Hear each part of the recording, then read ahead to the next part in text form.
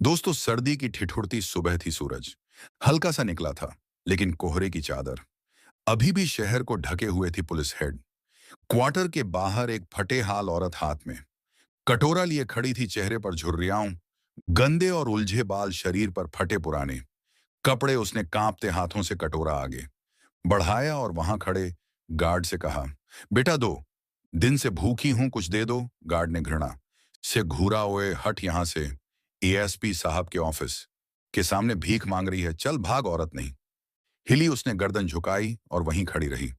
अंदर से काली स्कॉर्पियो निकली, जिस पर एसपी अरुण ठाकुर का बोर्ड लगा था। जैसे ही गाड़ी दरवाजे के पास आई, भिखारी ने कांपते हुए हाथ आगे बढ़ाया, साहब एक दे दो। एसपी अरुण ठाकुर ने भिखारिन को देखा। उसकी नजर कुछ सेकंड के लिए ठहर गई। कुछ अजीब था उस औरत में, उसकी आंखें, वह निगाहें कहीं देखी हुई थी। एसएपी ने गाड़ी का शीशा चढ़ाया और अंदर चला गया, लेकिन कुछ था जिसने उसके दिल की धड़कन बढ़ा दी थी। एसएपी की बेचैनी। अंदर पहुंचकर एसएपी अरुण ठाकुर अपनी कुर्सी पर बैठा, लेकिन मन में अजीब सा शक था। उसने दरवाजे पर तैनात गार्ड को बुलाया, बाहर जो औरत भीख मांग रही थी उसे अंदर भेजो। गार्ड चौंका, लेकिन आदेश मानकर बाहर गया।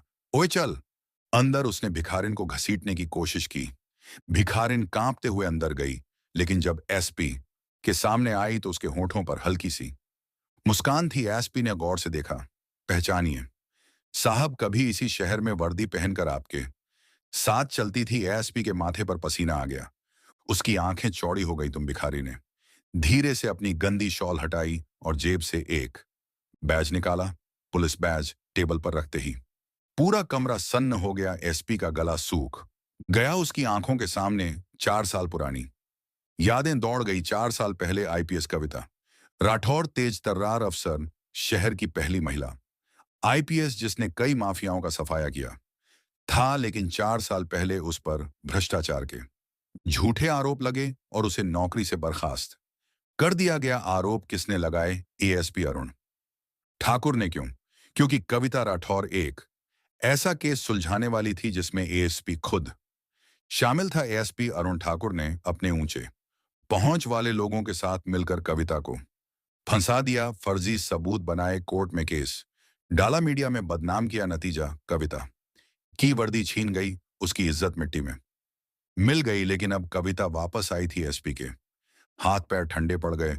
उसने कांपते हुए कहा, यह सब नाटक क्यों? तुम यहां क्यों आई हो? कविता मुस्कुराई।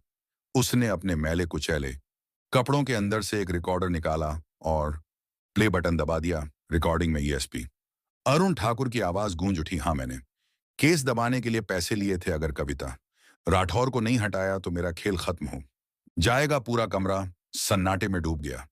एसआईपी की आंखों में डर था। कविता ने धीरे से कहा, सबूत चाहिए था तो 4 साल लगे, लेकिन आज मैं तुम्हें बेनकाब करने आई हूं। दरवाजा खुला और खेल पलट गया।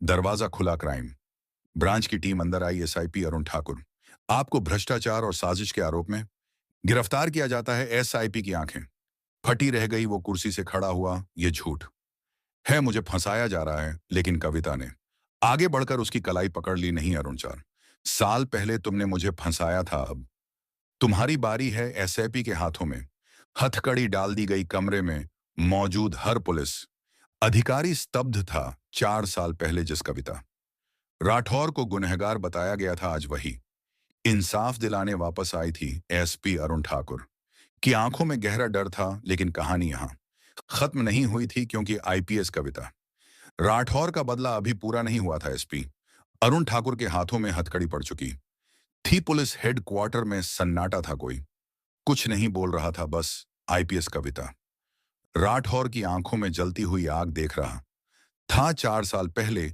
जिस महिला को इसी दफ्तर से निकालकर जलील किया गया था, आज वही मुख्य आरोपी को गिरफ्तार करवा रही थी। एसपी को पकड़कर जब पुलिस बाहर ले जाने लगी, तभी उसने कविता की तरफ देखा। तुम सोचती हो कि यह खेल यहीं खत्म हो गया? तुम नहीं जानती इस सिस्टम में असली ताकत किसके पास है। कविता मुस्कुराई, यही तो गलती कर दी तुमने।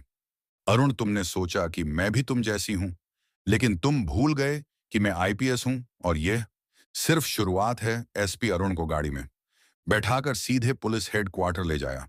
गया, लेकिन कविता जानती थी कि इस लड़ाई का असली मोर्चा अभी बाकी था, क्योंकि अरुण ठाकुर अकेला नहीं था। आईपीएस कविता ने अपनी जेब से एक पेन ड्राइव निकाली और सीधे पुलिस कमिश्नर के केबिन में घुसी। सर, आपको ये देखना चाहिए। कमिश्नर ने फाइल खोली। पेन ड्राइव में ऐसे सबूत थे जो पूरे सिस्टम को हिला सकते थे। ये सबूत कहां से मिले? तुम्हें 4 साल से मैं सिर्फ भाग नहीं रही थी सर, मैं शिकार कर रही थी। कमिश्नर चुप हो गए। वीडियो में कई बड़े नाम थे। एक एसपी अरुण ठाकुर सिर्फ मोहरा था, दो उसके पीछे डीआईजी प्रशांत मेहरा था, जो हर महीने करोड़ों की हेराफेरी कर रहा था। 3 इसमें कुछ मंत्री और बिजनेसमैन भी शामिल थे। अगर मैंने यह सबूत मीडिया में दे दिए तो पूरा महकमा हिल जाएगा। कमिश्नर सोच में पड़ गए। कविता ने उन्हें सीधे निशाने पर ला दिया। था तुम्हें क्या चाहिए? कविता ने टेबल पर हाथ रखा। मुझे डीआईजी प्रशांत मेहरा तक पहुंचना है। कमिश्नर चुप रहे, फिर धीरे से कहा, अगर तुम यह लड़ाई लड़ना चाहती हो तो तुम्हें अकेले ही लड़नी होगी। कविता मुस्कुराई। मैं तो अकेले ही आई थी सर। डीआईजी प्रशांत मेहरा असली खेल तो यहां था। डीआईजी प्रशांत मेहरा दिल्ली में बैठा था। जब उसे खबर मिली कि एसपी अरुण ठाकुर गिरफ्तार हो चुका है तो उसके होश उड़ गए। कविता अभी तक जिंदा थी। उसने तुरंत फोन उठाया और एक आदमी को कॉल किया, उसे खत्म कर दो। आज रात से पहले कविता को इसका अंदाजा था, इसलिए वह खुद शिकारी बनने निकल पड़ी। रात का खेल, मौत का सामना। आईपीएस कविता अकेली थी। उसने अपने पुराने सोर्सेस से डीजी की पूरी लोकेशन ट्रैक कर ली थी। रात के 12 बजे दिल्ली के बाहरी इलाके में एक पुराने वेयर हाउस के बाहर 2 काली गाड़ियां खड़ी थी। अंदर डीआईजी प्रशांत मेहरा, 4 गार्ड्स और उसके 2 खास आदमी बैठे थे। अब कविता ज्यादा दिन जिंदा नहीं रहेगी, प्रशांत ने हंसते हुए कहा। कौन नहीं रहेगा? आवाज दरवाजे से आई। सबने मुड़कर देखा। आईपीएस कविता राठौर दरवाजे पर खड़ी थी। फायरिंग शुरू जैसे ही गार्ड्स ने बंदूकें उठाई, कविता ने एक झटके में टेबल के नीचे सेम जी निकाली और सीधा फायर कर दिया। पहली गोली पहले गार्ड के माथे में, दूसरी गोली दूसरे गार्ड के कंधे में। बचे हुए 2 गार्ड्स ने गोली चलाई, लेकिन कविता ने टेबल पलटकर खुद को कवर कर लिया। भागो यहां से, प्रशांत चिल्लाया और बाहर की तरफ दौड़ा। लेकिन जैसे ही वह गाड़ी तक पहुंचा, कविता पहले से वहां खड़ी थी। अब कहां भागोगे डीआईजी साहब? प्रशांत ने बंदूक निकाली, लेकिन कविता ने सीधे उसके हाथ पर गोली मार दिया। प्रशांत जमीन पर गिर गया। कविता ने उसकी गर्दन पकड़कर कहा, 4 साल पहले तुमने मुझे मरवाने की कोशिश की थी। आज मैं तुम्हें जिंदा छोड़ रही हूं ताकि तुम्हें जेल में सड़ते देख सकूं। उसने कॉल किया, कमिश्नर साहब, डीआईजी प्रशांत मेहरा गिरफ्तार हो चुका है। सुबह का अखबार। आईपीएस कविता राठौर ने पूरा सिस्टम हिला दिया। एसपी अरुण ठाकुर गिरफ्तार, डीआईजी प्रशांत मेहरा गिरफ्तार। भ्रष्टाचार में शामिल कई नेता और बिजनेसमैन एक्सपोज। पूरा देश हिल चुका था। 4 साल पहले जिसे गुनहगार बताया गया था, आज वही देश की हीरो बन गई थी। खेल खत्म नहीं। कविता अपने नए ऑफिस में बैठी थी। उसकी वर्दी वापस आ चुकी थी। तभी फोन बजा। मैडम, हमारे पास एक और लिस्ट है, इसमें कुछ और बड़े नाम है। कविता मुस्कुराई। उसने गहरी सांस ली और कहा, तो खेल अभी खत्म नहीं हुआ। अगला शिकार कौन है? आईपीएस कविता राठौर की वापसी। 4 साल की लड़ाई के बाद आईपीएस कविता राठौर ने उन गुनहगारों को सजा दिलवाई जिन्होंने उसे झूठे केस में फंसाकर बर्बाद करने की कोशिश की थी। लेकिन खेल यहीं खत्म नहीं हुआ था, क्योंकि अब सिस्टम के सबसे बड़े मगरमच्छ उसके निशाने पर थे। एक नया मिशन, मौत की लिस्ट। सुबह के 6 बजे आईपीएस कविता अपने ऑफिस में बैठी थी। उसकी टेबल पर एक लाल फाइल पड़ी थी। मैडम, यह वह नाम है जिनके खिलाफ सबूत इकट्ठा किए गए हैं। फाइल खोली। वन मंत्री सुरेश ठाकुर, देश का सबसे बड़ा घोटालेबाज। 2 बिजनेसमैन, विक्रम कोहली ड्रग्स और मनी लॉन्ड्रिंग का किंग। 3 डीजीपी रणधीर सिंह, जिसने पूरे पुलिस सिस्टम को अपनी जेब में रखा हुआ था। कविता ने फाइल को देखा और मुस्कुराई। अब असली खेल शुरू होगा। दूसरा मंत्री सुरेश ठाकुर, मौत का जाल। रात 10 बजे दिल्ली के एक हाई प्रोफाइल क्लब में पार्टी चल रही थी। वहां मंत्री, बड़े बिजनेसमैन और पुलिस अफसर मौजूद थे। तभी दरवाजे से एक काली साड़ी पहनी महिला अंदर आई। उसकी आंखों में चमक थी, चाल में आत्मविश्वास। कोई नहीं जानता था कि वह आईपीएस कविता राठौर थी। मंत्री सुरेश ने जैसे ही उसे देखा, उसकी नजरें ठहर गईं। अब कौन? उसने पूछा। कविता मुस्कुराई और धीरे से उसके कान में कहा, जिससे बचने के लिए तुमने करोड़ों खर्च किए। मैं वही हूं। मंत्री का चेहरा सफेद हो गया। तुम कविता ने अपने पर्स से एक पेन ड्राइव निकाली और उसे टेबल पर रख दिया। यह रहा तुम्हारा काला चिट्ठा, तुम्हारे बैंक अकाउंट्स, तुम्हारे ड्रग्स के सौदे, तुम्हारी किडनैपिंग रैकेट, सबका सबूत। मंत्री हड़बड़ा गया। तुम चाहती क्या हो? कविता ने जेब से एक रिवॉल्वर निकाली और उसकी टेबल पर रख दी। तुम्हारे पास दो रास्ते हैं, या तो अगले 24 घंटे में खुद सरेंडर कर दो, या फिर मैं वह करूंगी जो अब तक नहीं किया। मंत्री के चेहरे पर पसीना था। उसे समझ आ गया कि खेल खत्म हो चुका था। 3 बिजनेसमैन विक्रम कोहली, मौत का सौदागर। रात 2 बजे विक्रम कोहली अपने प्राइवेट विला में बैठा था। वह पूरे देश में ड्रग्स एंड ह्यूमन ट्रैफिकिंग का सबसे बड़ा नाम था। लेकिन अब उसकी बारी थी। तभी उसके फोन पर कॉल आया। सर, हमारे गोदाम में पुलिस रेड पड़ी है। विक्रम के होश उड़ गए। कौन लीड कर रहा है? रेड आईपीएस कविता राठौर। क्या? विक्रम तेजी से बाहर भागा, लेकिन जैसे ही वह अपनी गाड़ी में बैठा, पीछे से किसी ने उसकी गर्दन पर पिस्तौल टिका दी। इतनी जल्दी? मैं कहाँ जा रहे हो? विक्रम ने मुड़कर देखा। कविता राठौर खड़ी थी। तुम यहाँ? कविता मुस्कुराई। तुम्हारी गिरफ्तारी का वारंट तैयार है, लेकिन सोच रही हूं कोर्ट तक पहुंचने से पहले ही तुम्हें खत्म कर दूं। विक्रम ने घबराकर कहा। तुम यह नहीं कर सकती। कविता ने गहरी सांस ली और कहा, नहीं कर सकती। देखो, तुम्हारी पूरी दुनिया जल रही है। विक्रम ने सामने देखा। उसका पूरा ड्रग्स गोदाम जल रहा था। कविता ने अपने फोन पर एक बटन दबाया और अगले ही सेकंड पूरी बिल्डिंग में विस्फोट हो गया। अब तेरा बिजनेस भी गया और तेरा खेल भी खत्म। पुलिस टीम आई और विक्रम कोहली को गिरफ्तार कर लिया गया।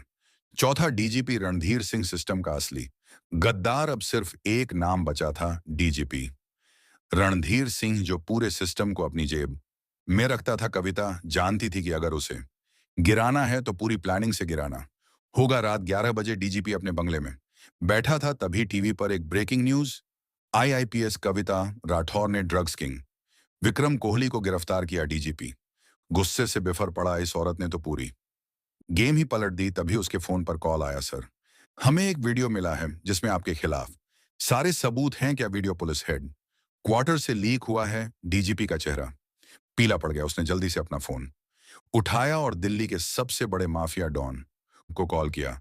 मुझे तुरंत इस कविता को मरवा दो। लेकिन तभी उसके फोन पर एक मैसेज आया। रणधीर सिंह, तुम्हारे लिए एक गिफ्ट है बाहर देखो। डीजीपी दौड़कर बाहर आया। वहां 10 पुलिस की गाड़ियां खड़ी थीं और उनके बीच में आईपीएस कविता राठौर खड़ी थी। डीजीपी के चेहरे पर डर था। रणधीर सिंह, अब बचने का कोई रास्ता नहीं है। तुम्हारा खेल खत्म। पुलिस ने डीजीपी रणधीर को गिरफ्तार कर लिया। पांचवा आखिरी मोड़, कविता का फैसला। अब सिस्टम के सबसे बड़े मगरमच्छ गिर चुके थे। मंत्री जेल में था। ड्रग्स माफिया खत्म हो चुका था। डीजीपी गिरफ्तार हो चुका था। आईपीएस कविता ने अपनी कुर्सी पर बैठकर एक गहरी सांस ली। तभी एक जूनियर अफसर आया और पूछा, मैडम अब क्या करेंगे? कविता ने मुस्कुराकर कहा, अय्या शिकार ढूंढेंगे। आईपीएस कविता राठौर अब देश की सबसे चर्चित अफसर बन चुकी थी। उसने सिस्टम के सबसे बड़े मगरमच्छों को धूल चटा दी थी। लेकिन उसका सफर अब भी खत्म नहीं हुआ था। उसके दिमाग में एक ही सवाल घूम रहा था, क्या यह सिस्टम सच में सुधर सकता है, या इसे जड़ से खत्म करना ही एकमात्र रास्ता है? आखिरी मोड़, सबसे बड़ा खेल। कविता के ऑफिस में फोन बजा। उधर से आवाज आई, मैडम आपको तुरंत हेड क्वार्टर आना होगा, हमें एक और लिस्ट मिली है। कविता तुरंत उठी और अपनी गाड़ी में बैठी। जब वह हेड क्वार्टर पहुंची तो कमिश्नर ने उसे एक लाल फाइल सौंपी है। उन लोगों की लिस्ट है जिन्होंने अभी तक कानून से बचने का तरीका निकाल लिया है। कविता ने फाइल खोली। एक अश्विन चौबे, देश का सबसे बड़ा हथियार डीलर, जो आतंकियों तक हथियार पहुंचाता था। 2 विकास त्रिपाठी, एक सफेद पश नेता जिसने हजारों करोड़ का सरकारी पैसा लूट लिया। 3 जनरल आर के नायर, एक भ्रष्ट सैन्य अधिकारी जो दुश्मनों को खुफिया जानकारी बेच रहा था। कविता ने फाइल बंद की और कमिश्नर की ओर देखा। अब यह मेरी जिम्मेदारी है, इनका अंत मैं ही करूंगी। कमिश्नर ने सिर हिलाया। लेकिन इस बार खेल और भी खतरनाक होगा। कविता, ये लोग तुम्हें किसी भी हालत में जिंदा नहीं छोड़ेंगे। कविता ने एक हल्की मुस्कान दी। अगर मौत मेरे पास आ भी जाए तो मैं उसे भी सलाम ठोकने पर मजबूर कर दूंगी। पहला शिकार। अश्विन। चौबे रात का समय था, मुंबई के एक बंदरगाह पर काले कपड़ों में ढके हुए कुछ लोग भारी हथियारों की डील कर रहे थे। बीच में अश्विन चौबे खड़ा था, जो अपने आदमियों के साथ इस डील को पूरा करने आया था। तभी एक धमाका हुआ। पूरा इलाका धुएं से भर गया। क्या हो रहा है? अश्विन चिल्लाया। धुआं हटते ही सामने आईपीएस कविता राठौर खड़ी थी, हाथ में बंदूक लिए। खेल खत्म अश्विन, उसने कहा। अश्विन ने भागने की कोशिश की, लेकिन कविता ने हवा में एक गोली चलाई। अगर एक कदम भी आगे बढ़ाया तो अगली गोली तुम्हारे सिर में होगी। अश्विन रुक गया। पुलिस की गाड़ियां चारों ओर से उसे घेर चुकी थी। अरेस्ट हिम, कविता ने आदेश दिया। पुलिस ने अश्विन चौबे को पकड़ लिया। दूसरा निशाना विकास त्रिपाठी। विकास त्रिपाठी किसी राजा की तरह अपने आलीशान बंगले में बैठा था। उसके चारों ओर बॉडीगार्ड्स तैनात थे। उसे पूरा भरोसा था कि कोई उसका कुछ नहीं बिगाड़ सकता। लेकिन कविता का अगला कदम इतना जबरदस्त था कि उसने उसकी पूरी दुनिया हिला दी। टीवी चैनलों पर अचानक एक वीडियो प्रसारित होने लगा। इसमें विकास त्रिपाठी के सारे भ्रष्टाचार और घोटालों के सबूत थे। बैंक खातों की डिटेल्स, नकली कंपनियों की जानकारी और वह सीसीटीवी फुटेज जिसमें वह सरकारी अफसरों को रिश्वत दे रहा था। विकास त्रिपाठी ने घबराकर टीवी बंद किया। तभी दरवाजे पर तेज धक्का पड़ा। बूम। पुलिस ने बंगले का दरवाजा तोड़ दिया। अंदर घुसते ही कविता ने विकास को गर्दन से पकड़ लिया। अब तुम्हारे सारे पापों का हिसाब होगा। विकास विकास ने बचने की कोशिश की, लेकिन कोई रास्ता नहीं था। उसे हथकड़ी पहनाकर सीधा जेल भेज दिया गया। अंतिम शिकार जनरल आर के नायर। यह सबसे कठिन मिशन था, क्योंकि इस बार दुश्मन सिर्फ भ्रष्ट नहीं था, बल्कि वह देशद्रोही भी था। जनरल नायर एक प्राइवेट हेलीकॉप्टर से देश छोड़कर भागने वाला था, लेकिन कविता पहले ही उसके प्लान को समझ चूकी थी। हवाई अड्डे पर जब नायर हेलीकॉप्टर में बैठने वाला था, तभी रनवे पर एक पुलिस जीप आई और सामने आकर रुकी।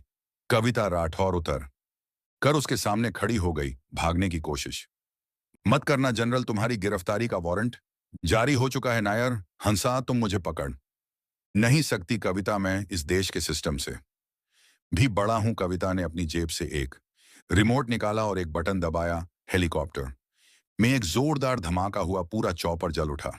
अब कोई भाग नहीं सकता। जनरल नायर को घेर लिया गया। उसके चेहरे से घमंड गायब हो चुका था। तुम्हें इस देश के साथ गद्दारी की बहुत बड़ी कीमत चुकानी पड़ेगी, कविता ने कहा। खेल खत्म। कविता की आखिरी चाल। अब सिस्टम के सबसे बड़े गद्दार गिर चुके थे। देश भर में आईपीएस कविता राठौर की जय जयकार हो रही थी, लेकिन कविता जानती थी कि यह सिर्फ एक लड़ाई थी। जंग अब भी बाकी थी। एक शाम जब कविता अपने ऑफिस में बैठी थी, तभी उसका फोन बजा। मैडम, एक और लिस्ट मिली है। कविता ने फोन उठाया। कौन है इस बार? इस बार दुश्मन कोई और नहीं, हमारे ही सिस्टम में बैठे कुछ बड़े लोग हैं। कविता ने गहरी सांस ली। वह खिड़की के बाहर देख रही थी। आसमान में हल्का अंधेरा था, लेकिन तारे चमक रहे थे।